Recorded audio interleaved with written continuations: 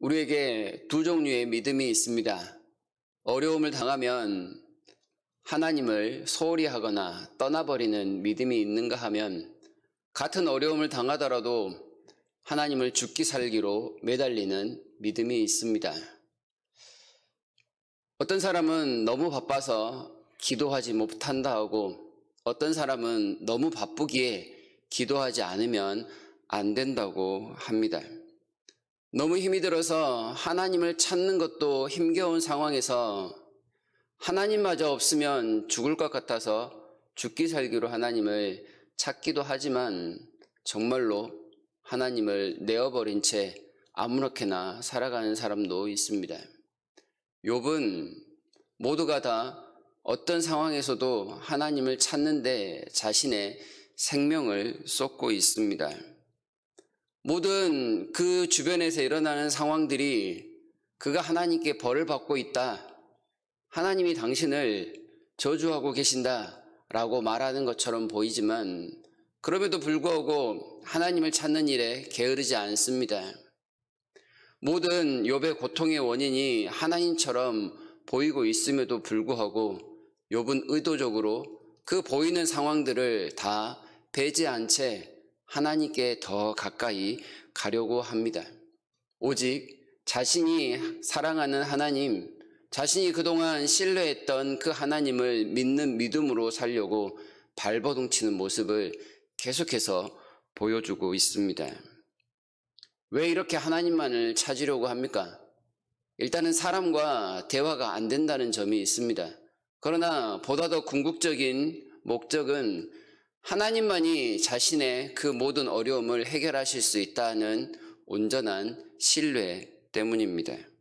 벌하실지라도 하나님께 벌을 받고 다시금 그의 품에 안기는 것, 그것이 그에게 유일한 소망입니다. 바꿔 이야기하면 욥은 진정한 신자였다, 이렇게 이야기할 수 있겠습니다. 그러나 이렇게 하나님을 신뢰하는 과정에서 욥이 점점 더 깨달아가는 것이 있습니다. 그것은 자신이 어쩔 수 없는 죄인이었다라는 점입니다. 수많은 죄악이 자신의 허물과 수많은 죄악 때문에 자신이 지금 고통을 당하고 있다는 것을 알게 된 것이지요. 그는 이미 많은 희생제사들을 통해서 자신의 죄를 용서를 구하였습니다. 그래서 그 제사 때문에 자신이 하나님 앞에 의로운 줄 알았습니다. 그러나 사실은 그게 아니었다라는 겁니다. 제사 때문에 하나님 앞에 바로 서거나 의인이 아니라 하나님의 긍휼하심과 용서하심 때문이었다라는 사실을 알아가는 과정에 있는 것입니다. 하나님은 사람을 눈여겨보십니다. 그리하여 하나님께서 하나하나 모든 죄악들을 세시면 사람에게는 어떠한 소망도 간직할 수 없을 것이라고 이야기를 합니다.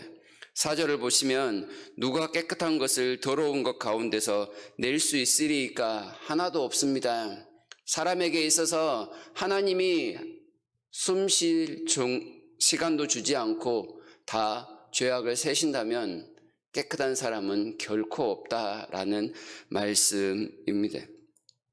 우리의 마음과 생각과 행동을 감찰하시는 하나님께서 우리에게 하나하나 지적하신다면 우리는 숨이 멎고 말 정도가 될 것입니다. 그리고 그 모든 죄악들의 끝은 우리가 알다시피 죽음입니다. 어떠한 희망도 가질 수 없는 죽음이죠. 나무는 찍히면 다시 살아날 가능성이라도 있지만 어떤 사람이라도 죽임을 당하면 그것으로 정말 모든 것이 끝입니다. 하나도 소망할 수 있는 것이 없는 상태, 절망 그 자체입니다. 그러나 이런 하나님의 그 죄악을 세시는 모습 가운데서도 욥은 하나님께 소망을 두는 모습을 보이고 있습니다. 죽은 사람에게서도 조차 희망을 발견하는 아주 놀라운 모습으로 발전합니다. 13절을 보시면 주는 나를 소홀히 감추시며 주의 진노를 돌이키실 때까지 나를 숨기시고 나를 위하여 규례를 정하시고 나를 기억하옵소서라고 노래합니다. 이 부분을 세 번역으로 제가 한번 읽어보겠습니다. 차라리 나를 수월에 감추어 두실 수는 없으십니까? 주의 진노가 가실 때까지만이라도 나를 숨겨주시고 기한을 정해 두셨다가 뒷날에 다시 기억해 주실 수는 없습니까? 죄악으로 죽는 것은 당연합니다. 죽은 자가 수월에 내려갑니다. 그런데 욥은 이 과정에서 그 수월을 잠시 자신이 머물 피난처처럼 하나님께 사용해 달라고 이런 고백을 하고 있습니다. 죽은 자가 가는 수월이 멸망의 장소가 아니라 다시금 생명으로 나아가기 위한 장소처럼 하나님께서 만들어 주신다면 제게 소망이 있습니다.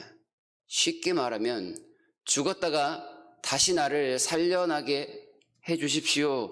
이렇게 지금 하나님 앞에 고백하고 있는 것입니다. 죄로 죽어버린 사람에게 유일한 소망은 다시 태어나는 것이라는 그 놀라운 진리를 우리에게 말하고 있습니다. 14절에서 참으면서 풀려나기를 기다리겠습니다 라고 했을 때 풀려나기란 생명을 뜻하는 단어입니다. 메시지 성경에서는 이 부분을 부활을 고대합니다 라고 번역을 하고 있는데요. 욥은 이 상황을 통해서 지금 나에게 유일한 소망은 다시금 살아나는 부활 외에는 없습니다.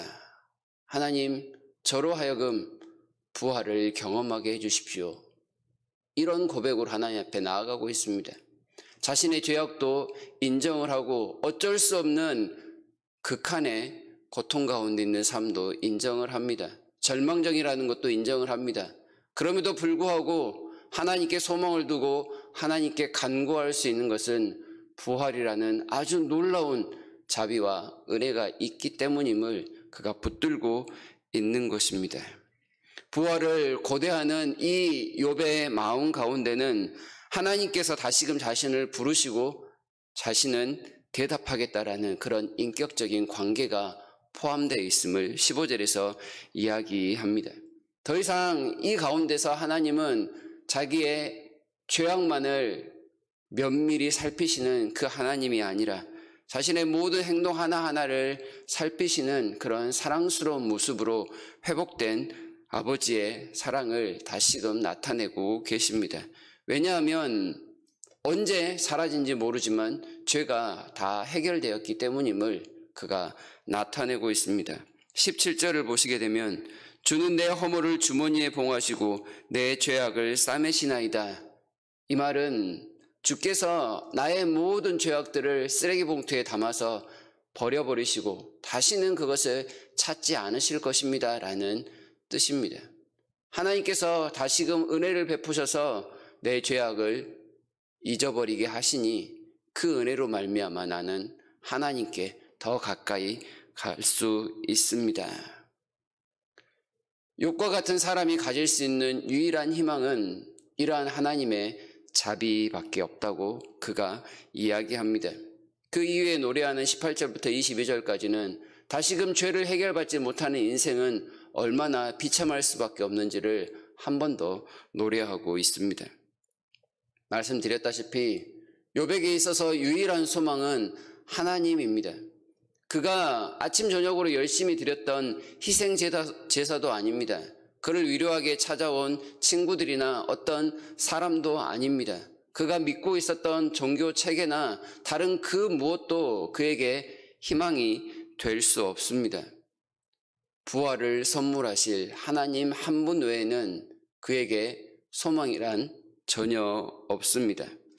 하나님께만 소망을 둔다는 것이 과연 무엇인가를 지금 욥은 그의 삶을 통하여 하나씩 구체적으로 배워가는 과정에 있습니다.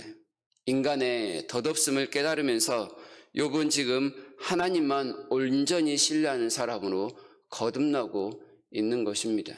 그 과정이 참 아프지만 욥은 한층 더 성숙한 신자로서 지금 나아가고 있습니다. 우리에게도 욥과 같이 하나님만이 유일한 소망이 되십니다. 죽음이라는 그 어쩔 수 없는 장벽에 부딪혔을지라도 우리에게는 부활이라는 능력으로 소망을 간직할 수 있습니다. 죽어도 사는 능력이요, 살아서는 더욱더 하나님을 깊이 경험하는 그 부활의 능력이 우리에게 소망이 되고 회복의 가능성을 나타내어 줍니다. 모든 분들이 다 공감하시는 것처럼 어려운 때를 지나가고 있습니다. 이 어려운 때에 우리에게 참 유일한 소망은 하나님밖에 없다라는 것을 다시금 기억했으면 좋겠습니다. 모든 상황도 하나님께 소망을 두면 희망을 찾을 수 있고 이 모든 과정 또한 넉넉히 이겨낼 수 있을 것입니다. 주님께 예배하는 이 주일에 하나님께 더 소망을 두고 하나님께 더욱더 매달림으로써 하나님께 한 발짝 더 가까이 가시는 우리 모두가 되시기를 주님의 이름으로 축복합니다.